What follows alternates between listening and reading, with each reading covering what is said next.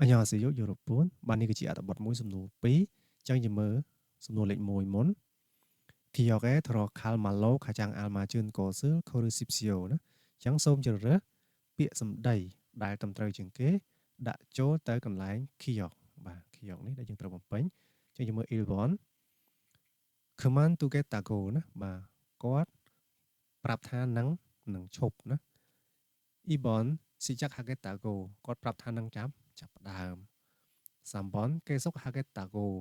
គាត់ប្រាប់ថានឹងធ្វើបន្ត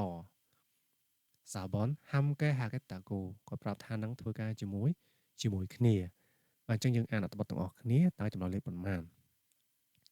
저는 1년 전부터 식당에서 아르바이트를 했습니다 បាទមិនថាខ្ញុំ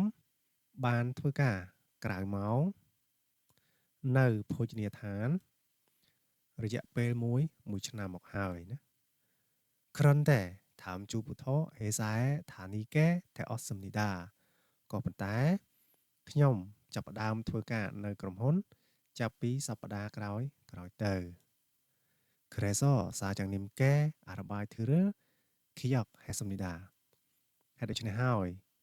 ខ្ញុំបានបាទទៅកាន់លោកថៅកែ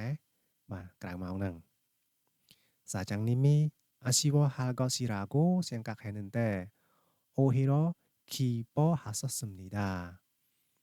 បាទខ្ញុំគិតថាលោកថៅកែបាទសោកស្ដាយ 아쉬워하다 សោកស្ដាយឬក៏ពិបាកចិត្តអញ្ចឹងខ្ញុំគិតថាលោកថៅកែហ្នឹងគាត់សោកស្ដាយឬក៏គាត់ពិបាកចិត្តក៏ប៉ុន្តែបាទ 오히려 ផ្ទុយទៅវិញគាត់បែរជាសប្បាយចិត្តទៅវិញ 제가 입사 시험에 합격해서 정말 기쁘다고 하셨습니다 បាទលោកថៅកែហ្នឹង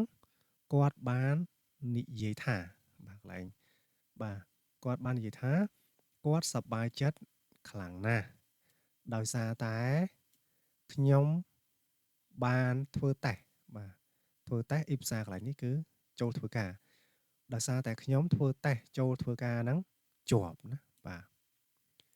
사장님은 저를 위해서 송편에도 열어주셨습니다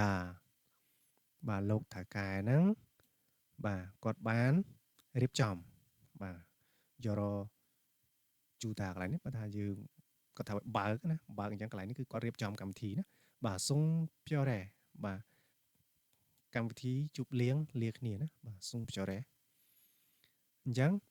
គាត់បានរៀបចំកម្មវិធីជប់លៀងលាគ្នាសម្រាប់វិហេឬក៏ដើម្បីណាសម្រាប់ខ្ញុំផងដែរណាបាទតោកន្លែងនេះ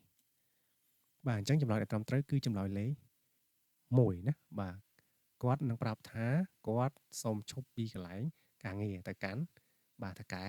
ការងារក្រៅម៉ោងរបស់គាត់ហ្នឹង